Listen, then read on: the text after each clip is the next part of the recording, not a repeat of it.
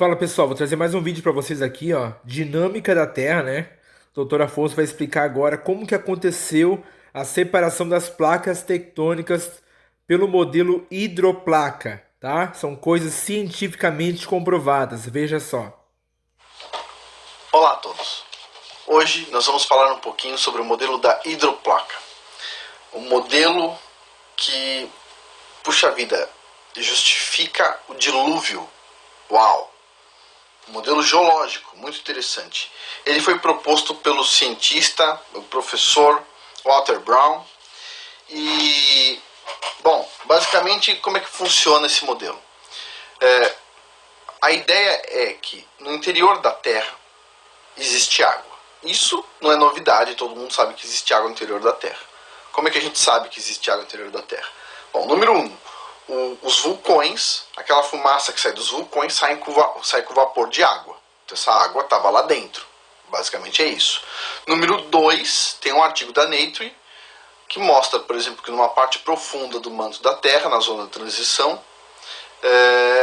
hoje provado recentemente no artigo da Nature, que nos dias atuais tem o equivalente a 3 vezes a quantidade de água de todos os oceanos da Terra em profundidade.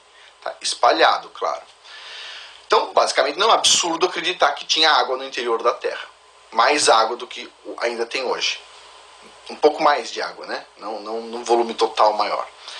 O professor Brown, então, o modelo dele diz o seguinte, que tinha uma quantidade de água próxima à crosta, numa parte profunda da crosta, tá, basicamente. E essa água seria o equivalente a mais ou menos metade do que existe hoje nos oceanos, tá? Metade. Ela estava sob pressão, muitos quilômetros de rocha em cima dessas câmeras de água, tá? Essa pressão fez com que a crosta começasse a se tornar instável. Uma pequena fresta, uma pequena fratura na rocha da crosta se tornou uma fratura grande, de repente numa falha geológica enorme, que cruzou a Terra rapidamente, liberando uma quantidade absurda de água. A energia liberada, para ter uma ideia, foi o equivalente a 10 bilhões de bombas de hidrogênio. Tá? Isso em um dia. Uau! E, puxa, foi o evento geológico mais marcante da história da Terra. A água subiu com velocidade sônica, velocidade muito, muito grande, chegou até a estratosfera terrestre, provocando vários fenômenos. Chuvas torrenciais que nunca a Terra viu, nem antes nem depois disso. Tempestades de gelo em todo o planeta, ventos fortes e inundações. Bom, esse modelo ajuda a explicar muitas coisas interessantes. E, bom, eu peguei algumas delas aqui, tá? Olha só, quando a água estava saindo, ela ajudou a produzir erosões enormes na superfície da Terra e nas bordas das placas, gerando uma quantidade enorme de lama que se levantou por toda a Terra e se espalhou, soterrando plantas e animais e gerando os registros fósseis. A vegetação foi conduzida para regiões propícias, através do próprio relevo, e viraram os atuais jazidas de carvão e petróleo. Uma das coisas que a gente usa para justificar porque a Terra é jovem e tudo mais, o animal ele tem que ser enterrado vivo, tá? Ele não pode, você não pode enterrar ele, pegar um animal, bom, ele ser enterrado morto porque ele vai apodrecer, na verdade. Tem todo um fenômeno, tá, para o animal ser enterrado vivo e ficar lá como um fóssil. Numa Terra onde os acontecimentos são lentos, que os evolucionistas acreditam, este tipo de fóssil, tá? Este tipo de fóssil, por exemplo, o fóssil de uma arraia, tá? Todo mundo já viu uma arraia, uma pele bem fininha, etc. Olha só quantos detalhes tem o fóssil. Esse tipo de fóssil seria impossível. Isso aqui aconteceu de forma muito rápida.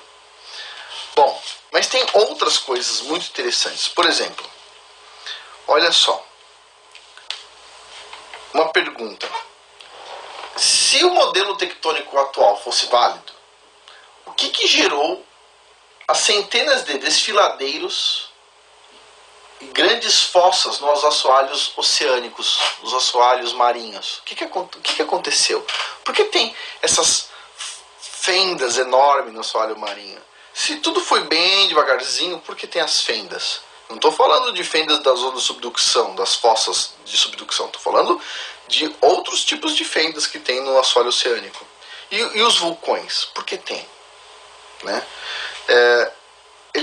Esse modelo ajuda a explicar a formação das camadas estratificadas enormes que nós temos na Terra, ajuda a explicar os registros fósseis, ajuda a explicar as chamadas eras glaciais.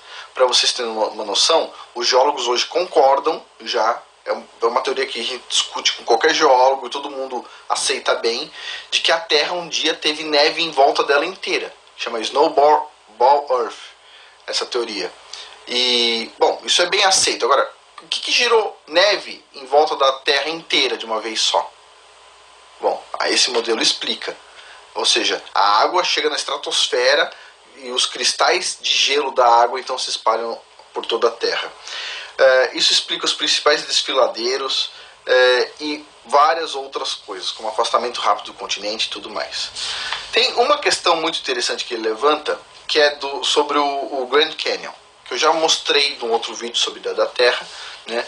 Como é que o pessoal acredita que aquele riozinho, o Rio Colorado, gerou um desfiladeiro daquele tamanho. Aí o pessoal fala, não, mas ele gerou. E aí vem a pergunta do professor Brown. Ok, ele gerou desfiladeiro? Então me mostra onde foram parar os sedimentos. Porque se aquele rio gerou aquela erosão enorme, que é aquele desfiladeiro de quantos quilômetros? 320 quilômetros. Ué, tem que ter um delta do rio. Um delta onde tem o sedimento erodido, ou parte dele pelo menos. Mas não tem delta. Não tem. Cadê o sedimento? Para onde foi o sedimento? Como é que explica isso? Agora, numa erosão rápida, que inclusive foi de um lago, que ele chama de Grand Lake, um lago que estava acima do Grand Canyon, esse lago extravasou em um determinado momento, rompeu, e toda a água do lago escoou por um lugar e produziu o Grand Canyon em uma semana, em torno de uma semana, essa é a ideia. Então, esse modelo da hidroplaca ele é muito interessante, ou seja, uma água no interior da Terra que sai com pressão para cima, explica tudo o que aconteceu na geologia de uma vez só. De uma vez só, eras do gelo, fósseis, tudo, e muito bem explicado. E essa teoria, puxa, é o que eu acredito que seja mais correta. Ela está de acordo com o dilúvio e é por isso que ela não ganha muito apoio na ciência. E eu vou explicar em um vídeo porque a ciência não gosta de ir junto com a Bíblia, numa mesma direção que a Bíblia. Ela gosta de tomar direções de... Você viu aí, pessoal? Por que a ciência não gosta, né, de falar da religião? Por que eles não aceitam verdadeiramente o dilúvio? E por que eles não aceitam essa verdade aí absoluta, né? Ou verdade que foi comprovada, mas a ciência não mostra, da hidroplaca, que explica muitas e muitas perguntas ali sem resposta que hoje nós temos aí. A verdade sobre o dilúvio, a verdade sobre a Bíblia na Terra plana. Ok, pessoal? Valeu pelo vídeo. Obrigado.